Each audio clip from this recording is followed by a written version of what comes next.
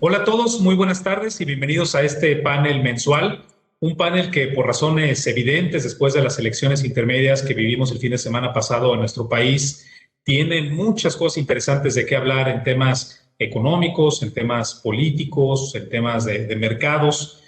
Nos acompaña el día de hoy Héctor Madero, director general de Actinver. ¿Qué tal, Héctor? Buenas tardes. Nos acompaña también ¿Cómo están? Buenas tardes. Julio Serrano, director ejecutivo de Banca Corporativa y de Inversión. ¿Cómo estás, Julio? Hola, Enrique, buenas tardes. Buenas tardes a todos. Y desde luego nos acompaña el día de hoy un invitado muy especial, uno de los analistas políticos más conocidos de nuestro país, Javier Tello. ¿Cómo estás? Bienvenido. Enrique, buenas tardes. Antes de hablar del entorno político, como cada mes, creo que un tema importante a destacar es qué pasó en los mercados en el mes anterior, el mes de mayo. No sé, Julio, si tú nos pudieras primero contar qué viste. Sí, por supuesto, Enrique. Pues la verdad, el mes de mayo en el mercado, en los mercados americanos fue un mes marginal. El S&P dio prácticamente 0.5% de rendimiento en el mes. El que tuvo un poquito de mejor rendimiento fue el Dow Jones con 1.9%. En el año va bien el mercado americano. El S&P al cierre de mayo ha tenido un rendimiento del 12.5% y el Dow Jones algo muy similar, como de 13%. Pero el que sí tuvo un repunte, el que ha tenido un repunte muy importante en todo lo que va del año, ha sido el Russell 2000, que es el de las medianas empresas americanas, que ha tenido un rendimiento cercano al 19%. Y esta recuperación y este crecimiento se ha dado también pues, por el crecimiento que estamos viendo de la economía americana, el gran número de personas que ya recibieron al menos una dosis o también que ya recibieron las dos dosis. Y también por el otro lado, el hecho de todos los estímulos fiscales que se han venido dando. Y estas son noticias importantes. Sin embargo, todavía queda pendiente lo que hemos venido platicando en los últimos par de meses, de que se llegue a un acuerdo definitivo en el plan de infraestructura, porque Estados Unidos sí necesita una remodelación, una remodernización de la infraestructura que ya data de mucho tiempo. Todavía no hay un acuerdo. En días recientes se hizo todavía un esfuerzo entre republicanos y demócratas. Pensamos que próximamente sí habrá un acuerdo, porque debemos de recordar que independientemente de lo que pueda opinar el sector republicano, el Partido Republicano, a través del método de reconciliation, Biden puede dar una orden ejecutiva y aplicar el plan. Sin embargo, vemos que es positivo el que esté negociando. Otros temas importantes, no ha pasado mucho con el mercado, pues fue lo propuesto por Joe Biden de esta tasa mundial de impuesto del 15%. Y el mercado mexicano, por el lado del mercado mexicano, bueno, tuvo un repunte importante en el mes. En pesos dio ligeramente arriba del 4%, pero en dólares tuvo casi un rendimiento del 6%. Y esto nos lleva a ver que el rendimiento de la Bolsa Mexicana de Valores, como lo hemos venido platicando, por la composición de las utilidades, que la mitad de las utilidades se generan en México y la mitad de las utilidades se generan fuera del país, ha tenido un rendimiento en el año de cerca del 16%, tanto en pesos como en dólares, y lo vemos, ¿no? Con los resultados que han tenido. Entonces, estos son los rendimientos que ha tenido la bolsa. Vemos el mercado tuvo un repunte importante el lunes a raíz de los resultados electorales, se regresó un poco, pero con esto te vuelvo a ceder la palabra, Enrique. Bueno, y como dices, el resultado electoral del fin de semana muy interesante para los mercados. Héctor, a lo mejor puedes tú comenzar con esta parte del panel. Voy a tener que empezar diciendo que nos debes una comida. Como fue la última apuesta, que dijimos que no llegaban a 300 y tú apostaste que sí, y quiero recordarlo claramente para que todos sean testigos. Y tú me pediste que no lo dijera, pero lo tengo que decir. La verdad es que creo que estamos viviendo tiempos extraordinariamente interesantes, ¿no? Por un lado, y si seguimos lo que se ha venido, la dinámica que hemos venido teniendo en los últimos meses, si se acuerdan, ha sido mucho más enfocada en lo que pasa en los mercados extranjeros, en lo que pasa en la economía americana y dejando en términos secundarios lo que pasa en nuestro mercado, la economía mexicana, las percepciones. Y la verdad es que creo que estamos en un punto donde esto puede empezar a cambiar de una manera importante. Si bien había mucho nerviosismo, mucha preocupación y había mucha tensión ante estas elecciones, yo creo que nos podemos sentir, primero que nada, muy satisfechos del resultado, pero creo que trae consecuencias bien importantes en materia de mercados, de economía y de inversiones sobre todo. Y el foco de este foro es hablar de inversiones, es el poder generarles a ustedes un valor, apoyarlos en la toma de decisiones y a poder ayudar a que a final de cuentas su dinero termine rindiendo más. Y creo, honestamente, que México empieza a tomar una relevancia importante en este momento, ¿no? No hay que olvidar que la bolsa ha dado un rendimiento muy importante ya en lo que va del año, como bien lo decía Julio, ¿eh? Si bien todo el mundo está viendo el Dow y el Nasdaq y las acciones americanas, no hay que dejar de ver que la bolsa mexicana ya tocó los 51,000 puntos y venimos de 39,000, 40,000 puntos. Entonces ha sido un rendimiento bien importante. Un recordatorio para toda aquella gente que sigue teniendo su dinero en un banco, ganando tasas del 2,5%. ¡Qué bárbaro! ¡Qué manera de perder oportunidades y que están al alcance de su mano! Pero antes de entrar ya al detalle de todo esto, yo quiero darle la bienvenida a Javier, agradecerle que nos acompañe el día de hoy y entrarle al tema importante que todo el mundo quiere oír. Javier, ¿qué opinas? ¿Cómo ves el escenario? No solo las elecciones, ha habido mucha discusión los últimos 3 días en cuanto a que si quién ganó, quién perdió, qué va a pasar, pero también hoy nos encontramos con noticias en el ámbito económico, dentro del gabinete, cambios en el gabinete que tanto se habían negado a hacer y que hoy nos sorprenden con esto, ¿no? Bueno, Héctor, antes que nada, muchísimas gracias por esta invitación a Actinver. Muchas gracias a todos los que están conectados el día de hoy. En efecto, tiempos sin duda interesantes. Déjame empezar con la elección. Y si quieren, ya más adelante hablamos de los cambios en el gabinete. Y tal vez hay 3 cosas de las que valdría la pena hablar un poquito. Primero, como bien dices, ganadores y perdedores. Segundo, yo diría entrarle un poquito al comportamiento del electorado. ¿Cómo votó la gente? Porque una cosa es quién ganó y quién perdió, y otra cosa es por qué ganó quien ganó, es decir, gracias a qué votos. Entonces también es importante hablar un poquito de cómo se comportó el electorado. Y finalmente, los mensajes que salen de todo esto, por lo menos después de 2, 3 días. Me imagino que más adelante tal vez vayan cambiando los mensajes o surgiendo otros mensajes. Empiezo con ganadores y perdedores. Y de entrada, lo que queda claro y lo que ya ha dicho todo el mundo es que no hay un resultado contundente al respecto.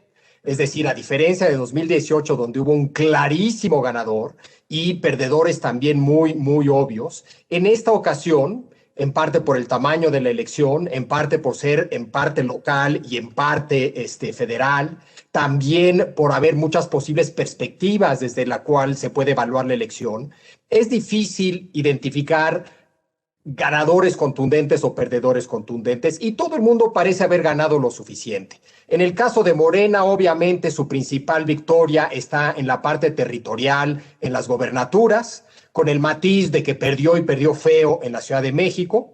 En la parte de la Cámara de Diputados no le fue tan mal, yo diría, pero tampoco le fue bien si lo comparamos con dónde estaba parado hoy, que tenía ya 2/3 partes de la Cámara de Diputados. Si la comparación es con 2018, no le fue tan mal. Y si la comparación era con sus expectativas, ahí también le fue mal. Pero si la comparación es con cómo tal vez debió de haber leído dado el contexto de la pandemia, la crisis económica, los escasos resultados en 2019, tal vez le fue requete que bien. Entonces hay muchas perspectivas para ver cómo le fue a cada quien, pero queda claro que le fue bien en lo territorial y no tan bien en la Cámara de Diputados. Creo que a la alianza al revés, no le fue tan bien en lo territorial y le fue razonablemente bien en la Cámara de Diputados. Creo que Movimiento Ciudadano y el Verde destacan dentro de los chiquitos. Movimiento Ciudadano por ganar Nuevo León y el Verde, gracias a su alianza, no tiene gran mérito, hay que decirlo, gana una gobernatura y gana muchos más curules de los que tenía antes. Y dado que Morena solita ya no tiene la mayoría absoluta, el Verde se vuelve mucho más importante dentro de esa alianza. Eso brevemente respecto a resultados en términos generales. En cuanto al comportamiento del electorado, yo destacaría varias cosas. Primero, una participación por arriba de lo esperado. Eso siempre es bueno para una democracia. Lo que yo tendría es algo de cuidado de llegar a conclusiones al respecto, porque parte de la estrategia de la alianza fue movilizar el voto. Entonces, uno pensaría que esto se debe, y es una ganancia de la alianza, el haber sacado a la gente a votar. La pregunta es si sacó a votar a gente que nunca antes había votado o si lo que logró es movilizar mejor a su base. Y esa pregunta es fundamental para ellos hacia adelante, para pensar en su estrategia rumbo a 2024. Otro elemento del comportamiento del electorado, yo diría, tiene que ver con la importancia del voto llamado apartidista, independientes. El grueso de los independientes, o una parte importante más bien de los independientes, se fue con Morena en 2018 y en cierto sentido le dio esa contundente victoria. Ahora se fue con la oposición, sobre todo con la alianza. Una vez más, ese es un tema importante hacia adelante porque queda claro que ese votante escucha argumentos, ve lo que pasa, ve su bolsillo, etcétera, etcétera, y toma un voto razonado. Y hay que seducirlos, hay que convencerlos. Y al parecer no lo logró hacer López Obrador en esta ocasión. Otro tema importante en cuanto al electorado es el nivel educativo. Si bien en 2018 una parte importante de gente con licenciatura o más votó por López Obrador y Morena, en esta ocasión no. En ese sentido, parece empezar a dividirse el electorado, como ha sucedido en muchos otros países, en función de nivel educativo. Y finalmente el tema urbano, no urbano, grandes metrópolis, grandes zonas conurbadas, etcétera, que donde le fue bien a la alianza y también a Movimiento Ciudadano y no también a Morena, y en ese sentido podría empezar también a verse una división de ese tipo hacia adelante, mezclada con el tema de nivel socioeconómico del votante. Finalmente, mensajes, y doy algunos mensajes que se escuchan allá afuera. Algunos son compatibles entre ellos, a veces no tanto, pero es interesante ver los mensajes. Un mensaje es que Morena sigue siendo el partido dominante, pero ya claramente no es un partido invencible. Otro mensaje que la gente encuentra es que apareció la oposición. Había estado desaparecida durante los primeros casi 3 años y reaparece con esta elección. Otra lectura es que si esto era un referéndum, el gobierno perdió el referéndum. Otra lectura que uno escucha es que hay una nueva geografía política como resultado de esas victorias de Morena a nivel territorial. Otro mensaje es que el electorado es sofisticado, divide su voto, piensa bien por quién votar, etc. Otra lectura es la pluralidad de Woldenberg, como siempre. Vivita y coleando como siempre ha estado en México. Tal vez se había desdibujado en 2018, pero reaparece. Otra lectura contradictoria un poco al de la pluralidad es que parece haber un bipartidismo en México. Morena y oposición. Rebelión de las clases medias es otra de los mensajes que uno escucha. En fin, uno escucha muchos mensajes y cierro con un último punto, que más allá de los resultados puntuales y concretos, creo que la sensación hoy por hoy en muchos es que el momentum pasó de Morena a la oposición. Si después de 2018, el momentum, el entusiasmo, la euforia, para usar una palabra utilizada por Héctor de Mauleón, si el entusiasmo, la euforia, el momentum estaba más bien con Morena y con López Obrador y con la 4T, con esta elección la oposición parece haberle robado esa iniciativa, ese momentum por lo pronto. Y esto es algo muy valioso, que hay que cuidar y hay que saber aprovechar. Y lo que veremos hacia adelante es si la oposición, sobre todo la alianza, logra aprovechar y apalancarse en ese momento. Lo dejo por ahí para seguir comentando distintos puntos. Yo estoy de acuerdo contigo. Yo creo que si pudiéramos resumir lo que pasó el domingo, creo que los que ganan es México y la sociedad, ¿no? Creo que fue un proceso correcto, adecuado y que cuando todo el mundo siente que ganó, creo que se puede considerar o resumir como que fue un proceso muy bueno. La gran pregunta que hoy todo el mundo se hace es, ¿qué sigue? ¿Qué va a pasar? ¿No? Porque ya empezamos a oír ahí y el presidente con todo su feeling y conocimiento lanza ahí el anzuelo al PRI. Creo que el PRI, a manera personal, es de los grandes perdedores de este proceso y que para tener juego tiene que tomar un rol diferente. ¿Qué tan fuerte es esta alianza? ¿Va a poderse mantener esta alianza? ¿Se va a resquebrajar? ¿Qué podemos esperar de cambio en los siguientes meses? Mira, yo dividiría la pregunta de qué sigue en varios rubros. ¿Qué sigue para el gobierno como gobierno? Es decir, a nivel política pública. ¿Qué sigue para Morena como partido? Sobre todo rumbo a las elecciones de 2024. ¿Qué sigue para la oposición? Y ahí valdría la pena distinguir entre la Alianza y Movimiento Ciudadano. Y finalmente yo metería en la discusión qué sigue para el empresariado y el sector privado. Empiezo con el gobierno. Yo creo que la 4T va para adelante.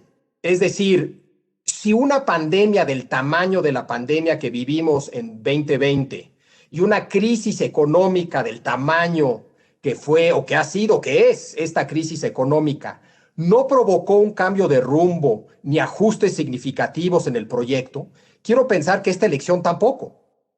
Esto respecto a política pública y sobre todo el proyecto económico del presidente. Es decir, Dos Bocas la van a tratar de construir, el Tren Maya lo van a construir, la parte de política social también va para adelante, con más o menos recursos, pero los mismos programas seguirán siendo implementados. Donde yo veo cambios, en todo caso, es en la parte política. Es decir, dada la escasez de recursos del gobierno, es difícil cacarear el crecimiento o cacarear más programas sociales o más dinero para programas sociales. Es también complicado combatir la inseguridad sin muchos recursos. Lo que sí puedes hacer sin recursos es enfatizar dos cosas: corrupción y combate a la corrupción. Y también yo diría que enfatizar tu discurso de democracia directa, de referéndums, de que estás con el pueblo, etcétera. Entonces lo que yo veo es un López Obrador enfatizando más ese lado político, ese discurso político anticorrupción y ese discurso de democracia directa de un gobierno que representa al pueblo. Precisamente el referéndum respecto a los expresidentes es eso. Es un discurso de democracia directa, es un discurso anticorrupción, es un discurso antiélite, que más élite que los presidentes, y yo creo que los cambios serán más en la parte política que en la parte económica. El único cambio que se podría dar en la parte económica es una reforma fiscal que, si quieren, ahorita entramos al tema, porque creo que es un tema grandote. Morena yo creo que tiene serios problemas hacia adelante, porque queda claro que están peleados ahí adentro. Queda claro que sus principales contendientes hacia 2024, por una u otra razón, últimamente han sido tocados por escándalos, por problemas, etcétera. En este caso de la elección, pues Sheinbaum es una de las perdedoras por lo que pasó en la Ciudad de México. Entonces yo a Morena lo veo muy emproblemado y en ese sentido creo que el presidente tiene que tomar una decisión de si se mete, qué tanto se mete y cómo se mete a tratar de poner orden en ese partido rumbo a 2024. La oposición, creo que la gran pregunta es qué pasa con la alianza, si mantiene disciplina en el Congreso, sí o no. será difícil por muchas razones. Primero, porque no hay mucha disciplina ahí adentro, dentro de cada partido. Además, por diferencias ideológicas. Y luego los cañonazos de López Obrador. Tanto cañonazos tipo de 50,000 pesos como cañonazos. De los que dan miedo. Entonces, será interesante ver qué pasa con esa alianza a nivel legislativo. Y luego, rumbo a 2024, también está muy complicada mantenerla. Porque claramente el PAN pensará que lleva la mano y querrá imponer candidato, y ahí habrá sin duda problemas. Y luego el empresariado, ya con esto cierro lo que sigue hacia adelante. Creo que hemos visto como 3 etapas en la relación con el empresariado. La primera fue todo 2019, donde básicamente fue un pleito entre el gran empresariado y López Obrador sobre el proyecto de López Obrador. Y al final de 2019, yo pensaba que López Obrador básicamente había ganado ese pleito, y el grueso del gran empresariado, subrayo gran empresariado, parecía estar dispuesto a cooperar. No contentos, no convencidos, pero sí reconociendo de que no había de otra. Y luego cayó la pandemia, metió ese ruido la pandemia, se pospuso todo y revivió el conflicto porque el gobierno no apoyó al empresariado en la crisis. Ya para final de 2020 se veían lo suficientemente cerca las elecciones para que otra vez ese gran empresariado pensara, bueno, no tengo que tomar la decisión de si trabajar o no con el presidente, voy a esperar a ver qué pasa con las elecciones. Si le va bien, si le va mal, tomo mi decisión. Y creo que el problema que ahora tiene ese gran empresariado es que no hay un resultado contundente. Si hubiera sido una clara victoria para el presidente, yo creo que ese gran empresariado hubiera regresado a su posición de finales de 2019 de que habrá que trabajar dentro de la 4T. Si hubiera sido una clarísima victoria de la alianza, yo creo que ese gran empresariado hubiera pensado, pues yo creo que voy con la oposición rumbo a 2024 y no cooperó mucho. Pero como el resultado es ambiguo y no contundente, yo creo que va a reiniciar ese diálogo, entre comillas, entre el gobierno, el presidente y ese gran empresariado. Y veremos en qué acaba, porque sospecho que muchos sí ven las suficientes victorias de la oposición para no querer cooperar mucho. Y lo que sí queda claro es que sin inversión privada, ya sea nacional o extranjera, esto no crece. Crecerá un poco porque nos va a jalar la economía americana. Pero es un tema fundamental para López Obrador, esa inversión privada, nacional y extranjera. Y en ese sentido, ahí podríamos entrar a hablar un poco del cambio reciente en Hacienda, si facilita o no ese cambio, ese diálogo con el gran empresariado y con el sector privado en general. Correcto. Yo soy gran fan de Rogelio Ramírez, ¿eh? Yo creo que es una persona, es un gran economista, llevo muchos años de conocer, y la verdad es que creo que sí viene con las posibilidades de darle un cambio y un giro importante a la política económica de este país, y ojalá ya poder llegar a un mejor acuerdo y un acercamiento con los empresarios para lograr esa inversión en este país. Pero yo coincido. Enrique, adelante, perdón. Algo que decía es que la economía mexicana llega a esta elección en un momento de claroscuros, porque por un lado, si bien la pandemia claramente ocasionó estragos importantes a nivel sectorial y regional amplio en nuestro país, durante este año hemos visto algo de recuperación. O sea, los mayores pronósticos apuntan a un crecimiento arriba del 5%, incluso muy probablemente arriba del 6%, pero determinado solamente por un factor que es el crecimiento de Estados Unidos, y a través de estas cadenas de valor tan integradas que tenemos, y que además han resultado ser más integradas después de la guerra comercial que Estados Unidos emprendió con China, han estado jalando a varias de las zonas de nuestro país. No solamente es en un tema de exportaciones, sino también un tema de remesas, y seguramente en la segunda mitad del año también a través de atracción de divisas, a través del turismo. Pero también México llega a estas elecciones con algunos focos que comienzan a encenderse. Uno de ellos es el de la inflación, que es una inflación muy elevada a nivel global. En México tenemos algunos agropecuarios, mercancías, en fin, o sea, productos que han estado incrementándose de una manera importante. Y además, dada la integración comercial que tenemos con Estados Unidos, cuya inflación está muy pegada al 5%, pero que la inflación de sus exportaciones está casi en dobles dígitos, México también está importando inflación de Estados Unidos. Pero un tema que todavía creo yo que está en duda acerca de cuál es el futuro de esta variable económica es la salud de las finanzas públicas. Si uno voltea a ver los números en este momento, no están mal las finanzas públicas. No está mal en parte porque los gastos del gobierno se han tenido que ajustar rápidamente conforme los ingresos lo han estado haciendo, pero también porque ha habido ciertos componentes contracíclicos que han permitido amortiguar las caídas. No solamente fondos de estabilización, por ejemplo, los ingresos presupuestarios, sino también las remesas, que fue uno de los temas que tal vez la administración se apresuró en cantar victoria, que iba a recibir una transferencia importante y que posiblemente en el debate público va a quedar la duda de si el cambio del gobernador Díaz de León no se debe a un castigo, ¿no? De que el remanente no haya llegado.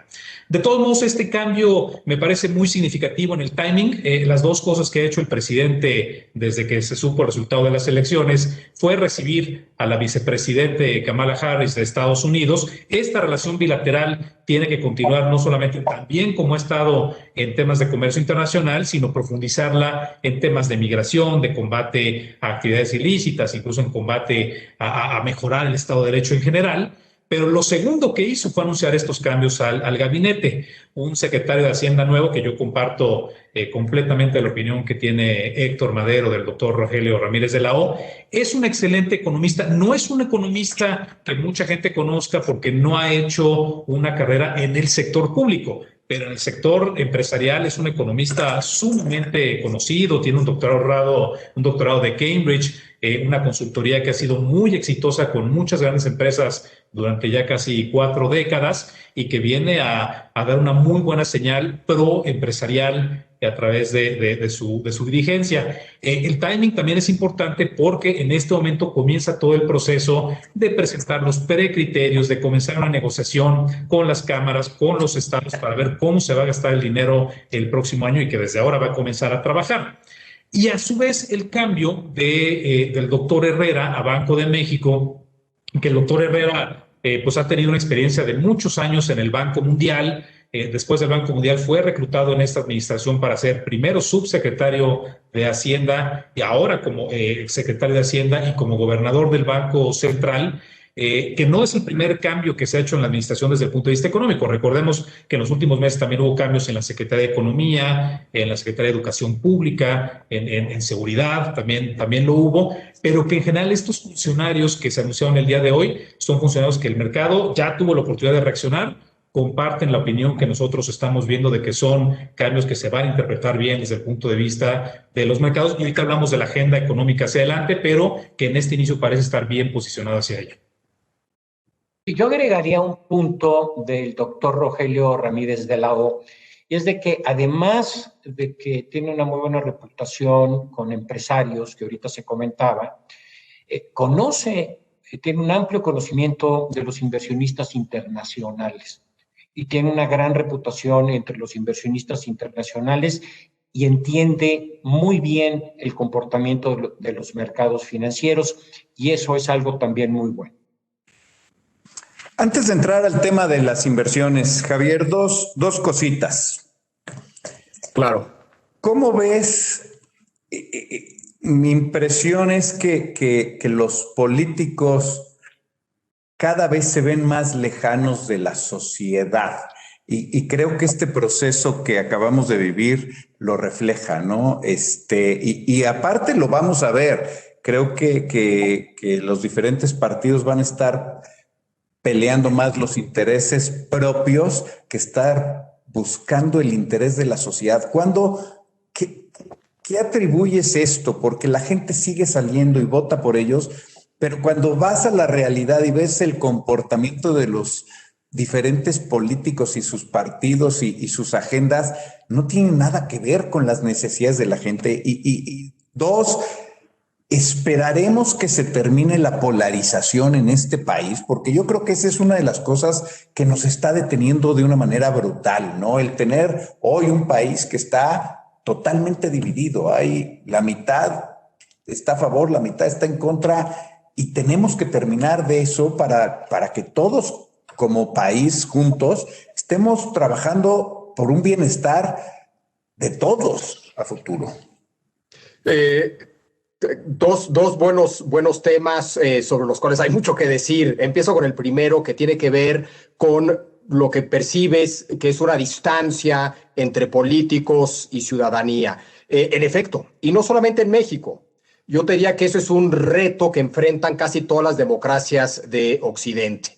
Y bueno, recientemente hemos visto en América Latina, en Chile, en Colombia, en Perú, varios procesos que muestran esa distancia, donde la gente no se siente representada, no solamente no se siente escuchada por los políticos, tampoco se siente representada por esos políticos. Es decir, es una crisis de representación. Y eso es algo sumamente serio si lo que hay es una democracia representativa. Porque si lo que tienes es una democracia representativa y la gente no se siente representada, pues caray, tienes un serio problema. Yo te diría que López Obrador es una excepción. Es decir, él sí representa a mucha gente y mucha gente se siente representada por él. Yo te diría que su fortaleza como político es esa. Y se vuelve una enorme fortaleza en un contexto donde la oposición no logra conectar, como él sí logra conectar, con un amplio sector. Si es la mayoría, si no es la mayoría, no importa. Lo que importa es que es un amplio sector de la población. Vamos a ponerlo entre 30 y 50%, si quieren, para no pasarse del 50%, por debajo de lo que ganó en 2018. Hoy trae una aprobación del 57%. De acuerdo al economista, ¿no? Más, yo te diría, el promedio de oráculos está por 60, 61. Entonces, él sí parece conectar. El problema es que él conecta, no su partido. Entonces, incluso aunque él conecte, lo que necesitas es que la gente se sienta representada por partidos, no por un individuo. Entonces, por más que él sí conecta, Morena no conecta tanto, y lo vimos en esta elección. Entonces, incluso Morena tiene ese problema. Es decir, tal vez lo tenga ese problema de una manera más exagerada el PRI o el PRD, pero también lo tiene Morena, lo tienen todos. ¿Qué lo explica? Yo creo que lo que explica eso es una larga historia. Es un proceso de deterioro que se fue dando poco a poco a lo largo de los años y que no lo vimos con claridad. Al principio lo que pensamos estaba pasando era una fragmentación.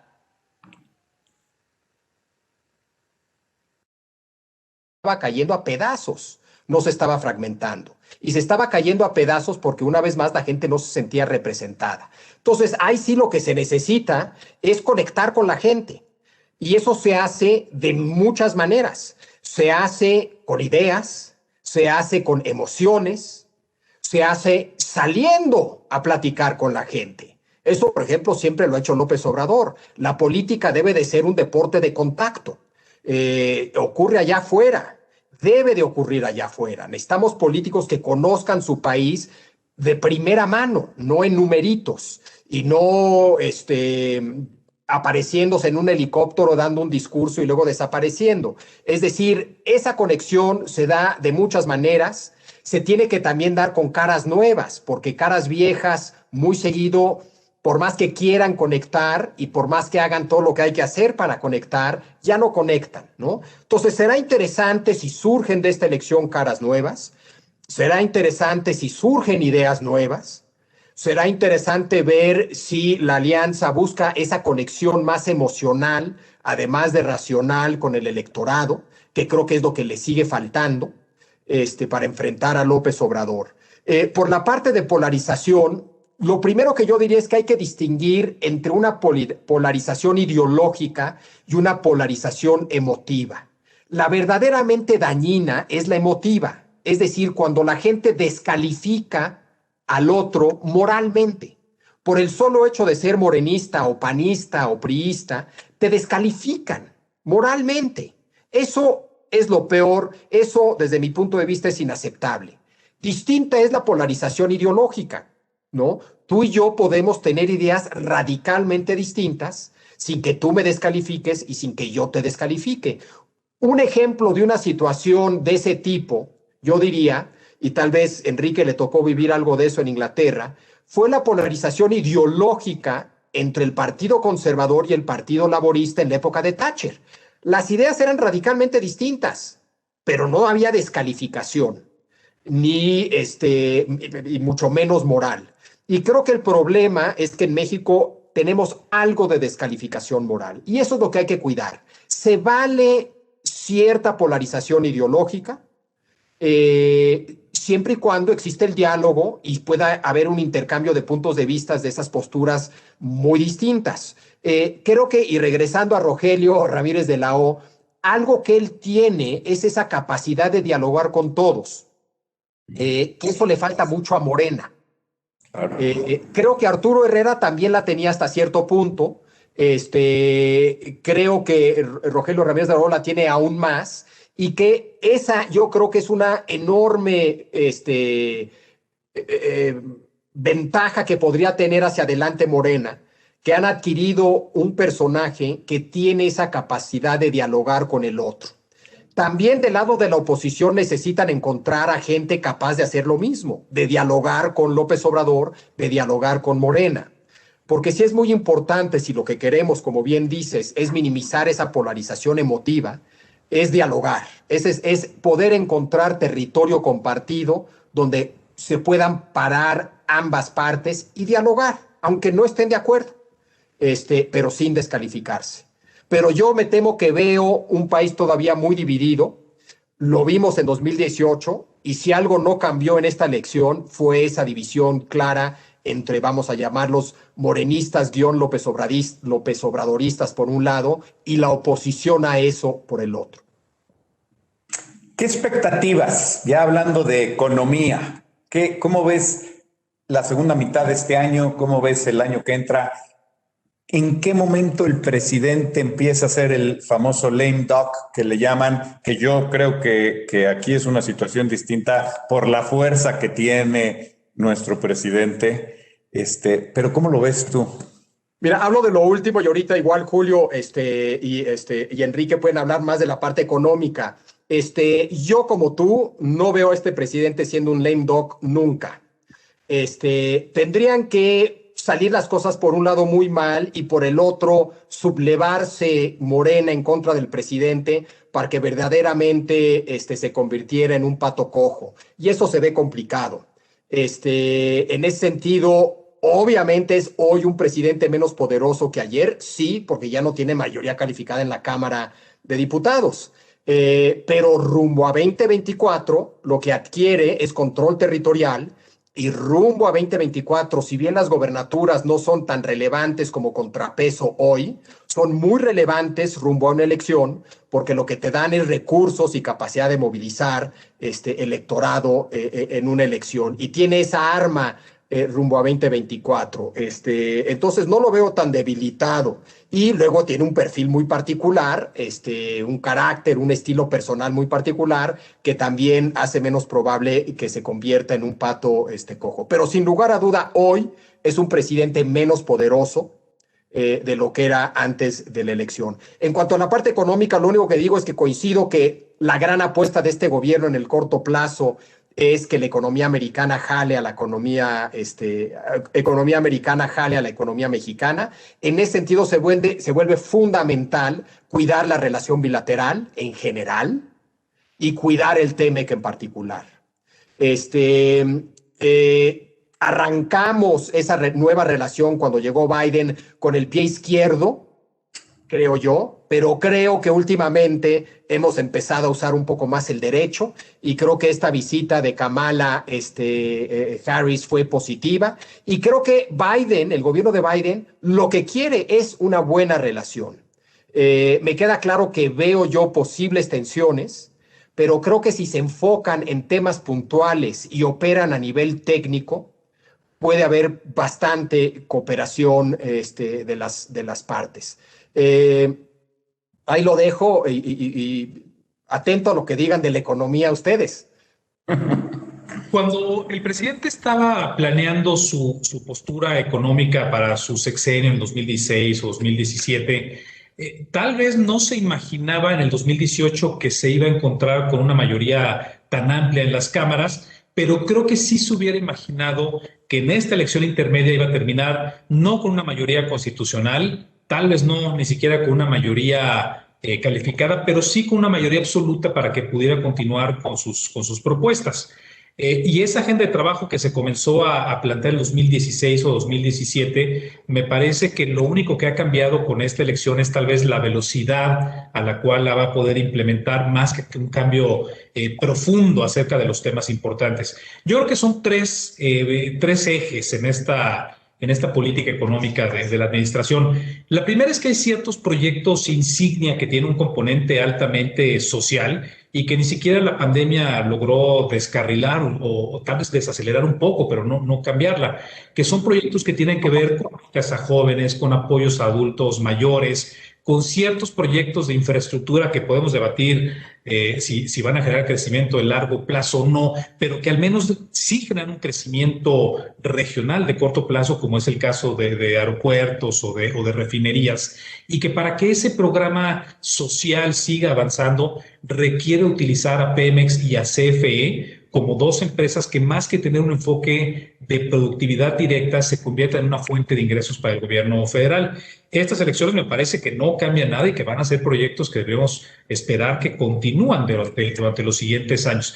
Algunos sí se van a eliminar. El proyecto del Istmo de Tehuantepec, por ejemplo, se ve poco probable que haya recursos también para ese proyecto. Se hablaba, por ejemplo, de más inversiones de infraestructura de la Ciudad de México hacia el norte del país. Ese me parece que también va a detenerse. El segundo eje es uno que tiene que ver completamente con Estados Unidos. De hecho, lo vimos en las negociaciones del TEMEC desde el 2016 hasta el año pasado, donde el gobierno de México está haciendo o ha hecho lo posible para que Estados Unidos sea el principal motor de crecimiento de nuestro país. Y sucedió además un golpe de suerte adicional, porque la guerra comercial con China, más allá de desacelerar la relación o la integración que México tiene con Estados Unidos, tal vez incluso la aceleró. Algo que hemos estado viendo es que como China y Estados Unidos se están separando, se están rompiendo la coordinación de sus ciclos económicos, cuando Estados Unidos enciende los motores de una fábrica, le habla a sus amigos en Canadá y en México y estamos más integrados que nunca a esas cadenas de valor. Antes encendiera el motor la fábrica de Estados Unidos y a las 2 o 3 semanas en México ya la estábamos encendiendo. La pandemia ha retrasado este proceso. Ahora toma 2 o hasta 3 meses para que se vea el efecto en México, pero sí estamos altamente integrados. Y esta relación bilateral implica que México va a tener que trabajar de una manera más coordinada con Estados Unidos en temas de migración, por ejemplo, y en combate a actividades ilícitas, pero que es un canal adecuado.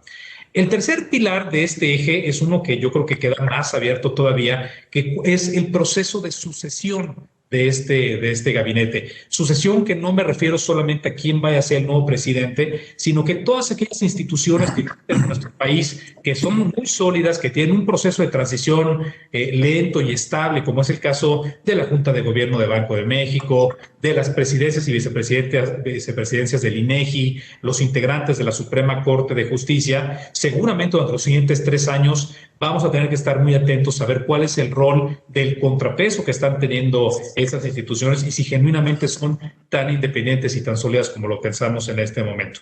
Si yo tuviera que aventurarme a dar pronósticos de más largo plazo en México para los siguientes 3 o 4 años, uno, el crecimiento de México se va a ver bien ahorita de corto plazo con un efecto de comparación muy bajo que vimos el año pasado, pero la economía mexicana creciendo entre 2%, 2,5%, me parece que sí es algo que con un trabajo se puede lograr. Me parece que la inflación en México no ha sido un problema serio desde hace 15 años. Vamos a ver años como este, con inflaciones pegadas al 6%, pero que regresa a una banda más normal del 4%, y el tipo de cambio que seguirá siendo la variable de ajuste de riesgos internos que se puedan acumular, pero que un tipo de cambio depreciado nunca hay que olvidar que viene acompañado de una recuperación económica, porque las exportaciones se hacen más competitivas, las remesas rinden más, y todas aquellas inversiones que se hacen en dólares en México actúan como el canal contracíclico para el cual fueron diseñados. Un tema complicado que está en la mesa, ¿no? Cerca de 90 asesinatos antes de la elección y sobre todo si entendemos bien, pues lo que podríamos suponer es que los que ganan, pues eran los que estaban siendo apoyados por el narco, ¿no? ¿Qué tan cerca nos estamos llegando a ser un narcoestado. Javier, ¿qué opinas? ¿Qué está pasando en eso? Que aparte no se habla y no se discute tanto, ¿no? En efecto, y deberíamos de hablar más de la inseguridad, de la violencia, del crimen organizado. Hablamos durante muchos años de ese tema sin parar y de repente dejamos de hablar de ese tema. Por ahí de la mitad del sexenio de Peña Nieto dejamos de hablar de ese tema y no hemos retomado la discusión al respecto, y creo que sí es necesario porque es un tema de la mayor importancia desde mi punto de vista. La inseguridad, la violencia, el crimen organizado, cosas distintas, a veces se traslapan, obviamente. En particular respecto a política y crimen organizado y violencia, en efecto fue un proceso electoral marcado por muchos actos de violencia, intimidaciones, etcétera. A diferencia de lo que piensa la secretaria de Gobernación, claramente hay relación entre esa violencia del crimen organizado y la política. Históricamente no. Yo te hubiera dicho que en México históricamente, y estoy hablando del siglo pasado, del siglo XX, había por un lado violencia política, sobre todo a nivel rural, y por el otro violencia relacionado al crimen organizado. Pero eran cosas distintas. Y vino a la baja la violencia política en México y venía a la baja también la violencia criminal en México. Llega 2007 y se dispara la violencia asociada al crimen organizado. Y creo que lo que pasó es que como resultado de cómo se combatió esa violencia, en el sexenio sobre todo de Felipe Calderón, ello provocó que se empezara a juntar la violencia política con la violencia del crimen organizado, que se metieran a la política el crimen organizado. ¿Por qué? Por varias razones.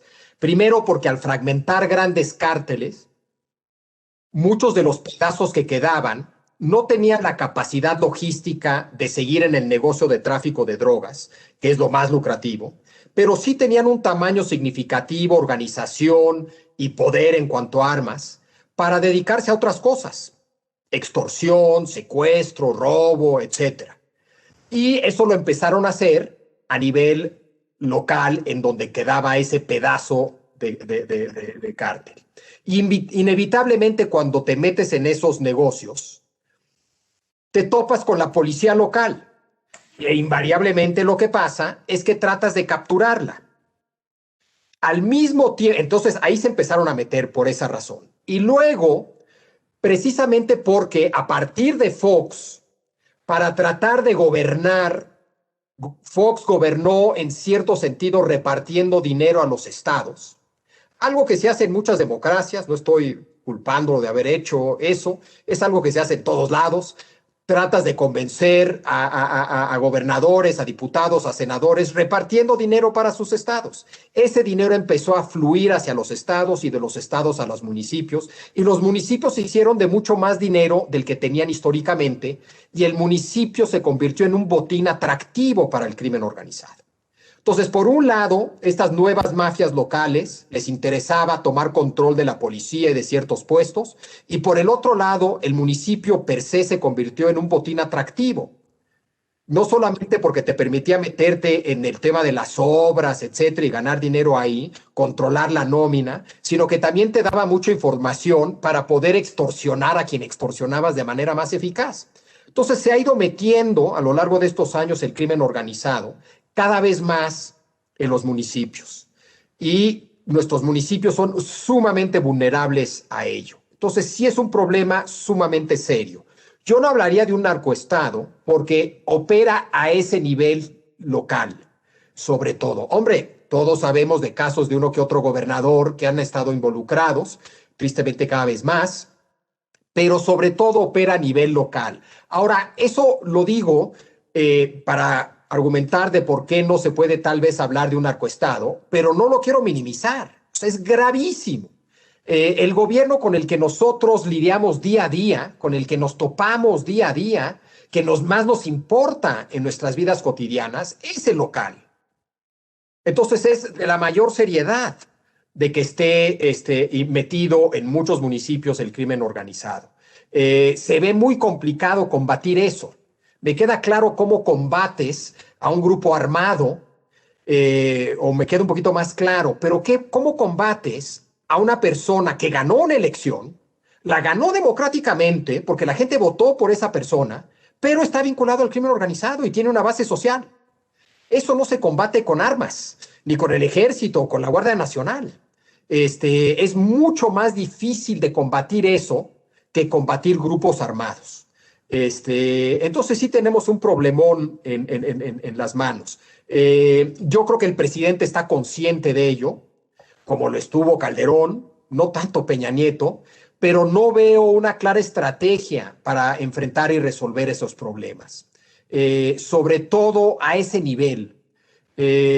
Parecía que en una de esas la Guardia Nacional podría ayudar a nivel local, pero no queda claro. En fin, no veo tristemente una clara estrategia de este gobierno para enfrentar ese gigantesco reto. Entremos al punto de las especulaciones. ¿Cómo ves la reforma fiscal? ¿Qué esperarías en la reforma fiscal? Y dos, ¿ves más cambios en el gabinete pronto? Mira, yo creo que la reforma fiscal es un tema fascinante. ¿Por qué? Porque históricamente López Obrador estaba en contra de. Él siempre argumentó, desde finales de los 1990, de que no era necesaria una reforma fiscal. Que si uno combatía la corrupción, era austero y era más eficiente, había los suficientes recursos para hacer lo que se necesitaba hacer. Y esa siempre fue su postura a lo largo de los años. Solamente empezó a cambiar muy a finales de la campaña de 2018, cuando en vez de decir lo que siempre decía, que no iba a haber nuevos impuestos ni más impuestos, empezó a decir lo mismo: no va a haber más impuestos ni nuevos impuestos en los primeros 3 años. Y eso hizo pensar a todo mundo que en función de lo que sucediera en la elección intermedia, podría haber, después de la elección intermedia, una reforma fiscal. Y con Herrera en Hacienda sobre todo, y tal vez también con Ursúa antes, quedaba claro que esa era una genuina posibilidad, porque yo creo que tanto Ursúa como Herrera sí están a favor, en términos teóricos, de una reforma fiscal. Se necesita, si me preguntan a mí, México lleva necesitando una reforma fiscal de fondo desde décadas, y nada más no lo hemos hecho porque siempre encontramos una manera de financiar el sector público, ya sea con deuda, con petróleo, con austeridad, de alguna manera financiar el encaje legal, de alguna manera hemos encontrado para financiar al sector público. Bueno, ya se acabó eso, ya no hay otra forma de hacerlo, y menos si queremos mejorar la calidad de vida de una población que vive en pobreza o en extrema pobreza, etcétera, etcétera. Entonces queda clara la necesidad en términos abstractos. El problema es más político que teórico. Si bien los detalles de una reforma fiscal también importan mucho. Yo lo que siento políticamente es que López Obrador, su instinto le sigue diciendo que no. Y creo que lo ocurrido en Colombia le da argumentos para pensar por qué tal vez no. Y luego la coyuntura, una frágil recuperación, se vuelve complicado una reforma fiscal en este contexto. No sé qué piense Rogelio Ramírez de la O. Me queda relativamente sobre el tema específico. Me queda claro lo que pensaba Herrera, era necesaria. No sé cuál es la postura de Rogelio Ramírez de la O al respecto, pero será interesante porque obviamente con quien tiene que platicar de esto es con su nuevo secretario de Hacienda. Es un tema delicado. Yo sí creo que se necesita. Y sería una cuestión de discutir. Yo creo que se necesita además meter todas tus cartas, es decir, impuestos directos, indirectos, de todo tipo. Pero obviamente, insisto, los detalles importan mucho, y más si quieres revivir tu diálogo con el sector privado. Si estás buscando ese mejor diálogo para lograr una mayor inversión privada, caray, la reforma fiscal sería un tema complicado, pero no sé qué piensen por allá ustedes. Una reforma fiscal, para que siquiera se pueda implementar, requieres que la mayoría de la gente esté bancarizada para empezar. Necesitas que la gente esté en el sector formal, que es un sector que en nuestro país, por los costos tan elevados de estar formalizado, hemos tenido en épocas buenas 40% de trabajadores formales, en épocas malas el 30% nada más. Entonces, me parece que aunque, o sea, te comparto tu opinión, en teoría hay que hacer una reforma fiscal, en la práctica tiene costos políticos y unas dificultades de implementación. Y me parece que va a tener que ser en varias etapas. Hay que apurarse porque no hay mucho tiempo, pero hay que hacerlo de manera estratégica. Lo primero es bancarizar a la gente. Y uno de los esfuerzos más grandes que el mismo Banco Central ha estado haciendo es el esfuerzo del CODI, un sistema en el cual la gente, sin saber ni siquiera en qué banco tiene su cuenta, a través de transferencias ligadas al número de celular, la gente puede estar bancarizada y por lo tanto puede estar monitoreable y fiscalizable, ¿no? Entonces, ese esfuerzo, que es apenas un inicio, me parece que tiene que hacerse de manera masiva. Y el segundo es cómo le hacemos para que la gente esté en el sector formal, porque además ha habido varias políticas económicas en los últimos años que parecen ir en la dirección opuesta y luego de regreso. Por ejemplo, poner un seguro popular universal, que es importante, desde luego, darle acceso a la salud a la mayoría de la gente, también genera incentivos para que no se registren las personas al IMSS o al ISSSTE y desde el sector informal poder seguir haciendo actividades en general.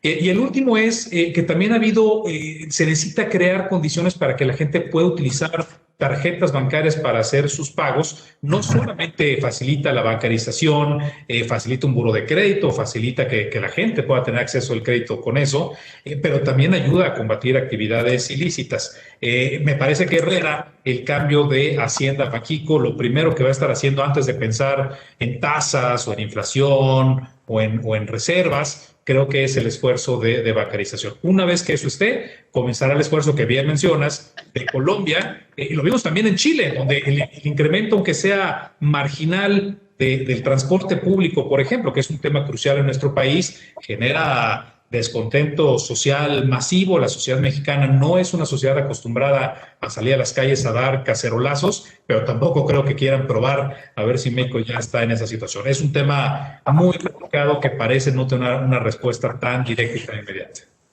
¿Más cambios en el gabinete? Mira, yo pensaría que sí, pero lo digo sin tener muchos fundamentos. Es decir, todos los presidentes de arranque se resisten a cambiar, o muchos de ellos se resisten a cambiar bajo presión. Cuando sienten que los medios o un cierto sector los está presionando para que se haga un cambio. Y creo que López Obrador así se comportó en estos primeros 3 años. Pero este cambio de Hacienda, por ejemplo, pues no fue bajo presión, ¿no? Bueno, había que llenar ese lugar en el Banco de México, tampoco tiene una banca muy profunda para ese tipo de puestos, pero no fue bajo presión. Y creo que eso también es positivo, que el propio presidente, sin sentir presión, sienta, a ver, me quedan 3 años, ¿cómo los puedo aprovechar bien y quién necesito que esté a mi lado para aprovecharlos? Ahora, lo que también me queda claro, entonces eso para mí implicaría que podría haber otros cambios. Pero por el otro lado, parece ser un presidente que quiere decidirlo todo y que no delega en su gabinete. Y que su gabinete ha estado estos 3 años bastante acalambrado, el grueso de ese gabinete. Hay excepciones. Y en ese sentido, no parece ser un estilo personal que le incomode al presidente.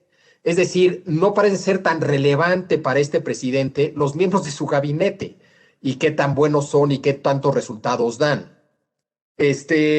Entonces, ese sería el argumento de por qué tal vez no se den cambios en el gabinete, porque este presidente no parece importarle tanto su gabinete, ni lo ve como una pieza clave en su estrategia, con tal de que básicamente hagan lo que él les pide que hagan, ya es suficiente. Ahora, lo que sí puede empezar a generar movimientos es 2024, ¿no? Y conforme la gente empiece a buscar esa candidatura o empiece a apoyar a gente para esa candidatura, ahí también eso puede generar ruido y provocar algún tipo de cambio, ¿no? Ya se nos está acabando el tiempo, ya para terminar, y como decía, este foro es para hablar también de inversiones y para poderlos apoyar. Y yo sé que un tema que les preocupa mucho es el tipo de cambio, el dólar, ¿no? Mucha gente pensaba que si el resultado era malo, el tipo de cambio podía subir. Mucha gente ha estado sorprendida en los últimos meses de la fortaleza que ha mostrado el peso. El peso en las últimas 3 semanas se ha venido fortaleciendo de una manera importante. Hoy andaba a niveles de 19.70, 19.72. Como yo decía al principio, creo que el panorama va a empezar a cambiar y va a ser más positivo para México. Creo que si bien todo el mundo había estado viendo la bolsa americana, estamos entrando a un periodo de verano donde empezamos a ver que, por ejemplo, hay ciertos factores donde la bolsa americana le empieza a costar más trabajo para arriba, lo que no nos espantaría ver un pequeño ajuste o al menos que consolide sobre estos niveles. Vemos que va a haber también presiones por el lado de tasas. Posiblemente la Fed en su junta de agosto esté platicando ya para empezar a reducir sus compras que está haciendo en mercado abierto, que es estarle inyectando dinero a la economía, y eso puede estar favoreciendo que los mercados en tasas, si bien la Fed no actúe, los mercados se van a estar anticipando.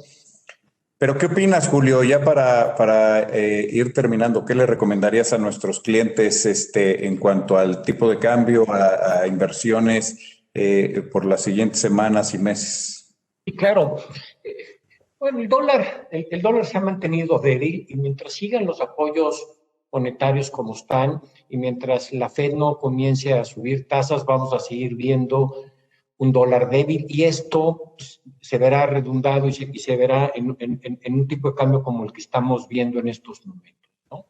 Obviamente, el otro día lo platicábamos, el tema de las remesas que están y que han venido entrando al país ha ayudado también a la cotización del peso. Yo veo un momento oportuno con una visión de mediano y largo plazo para la Bolsa Mexicana de Valores. Y cuando uno analiza y vemos también los flujos del exterior, que por cierto, los inversionistas extranjeros no estaban preocupados de las elecciones, fue más una preocupación interna de los inversionistas mexicanos. Cuando comienzan a analizar la situación de América Latina, hoy el país que está mejor posicionado como un lugar para invertir es México. No podemos decir lo mismo de Chile, no podemos decir lo mismo de Colombia, el mismo tema de Perú, que toda la incertidumbre que se está viviendo en Perú. Entonces, hoy México presenta empresas subvaluadas, yo las dividiría en 2 grupos. Aquellas empresas más tipo blue chips que están subvaluadas, entre las que pueden estar un FEMSA, una Fibra MQ, un Funo, un mismo Chedraui, que ya tiene 60% de su participación de su negocio. Ya es un negocio americano, Chedraui, ya no es un negocio mexicano preponderantemente. Son inversiones muy atractivas. Pero algo que ha venido pasando en las semanas recientes, y que ahí esto es para inversionistas con otro horizonte de inversión, con otro nivel de riesgo, la ocupación de hoteles ha venido mejorando, las tarifas hoteleras han venido subiendo y los restaurantes se han venido llenando más. Y yo veo en acciones como puede ser un H-City o una SEA, que incluso hace unos días tuvo una subida importante, todavía yo veo una muy buena oportunidad de poder invertir. Y bueno, finalmente estamos ya en un proceso abierto de una oferta pública que estamos regresando con Actinver al mercado, como es el de Baskonia, que nuestros asesores se van a poner en contacto con todos ustedes, nuestros clientes. Es una oportunidad muy atractiva de invertir por 2 razones. Porque se va a ver beneficiado. Baskonia tiene 2 negocios, el negocio del aluminio y el negocio de los enseres domésticos. El aluminio es un gran beneficiario del TEMEC, y por el otro lado los cambios en las tendencias de consumo han hecho que la compañía haya duplicado sus utilidades en los resultados del primer trimestre. Pronto hablaremos de ellos. Pues muy bien, pues ya no queremos quitar más tiempo. Javier, te queremos agradecer muchísimo el habernos acompañado en este foro.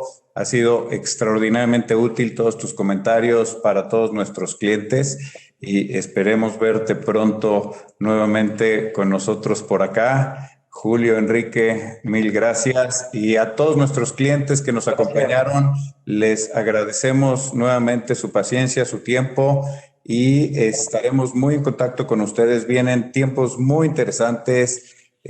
Habrá que aprovechar en cuestión de inversiones Hay cosas que se tendrán que tomar, hay que estar revisando los portafolios para poder aprovechar todas estas oportunidades que se van a estar presentando. Con esto les agradecemos a todos y nos despedimos de esta foro y estaremos con ustedes nuevamente en un mes. Gracias. Gracias, hasta luego. Gracias. Muchísimas gracias. Gracias, Actinver, por la invitación.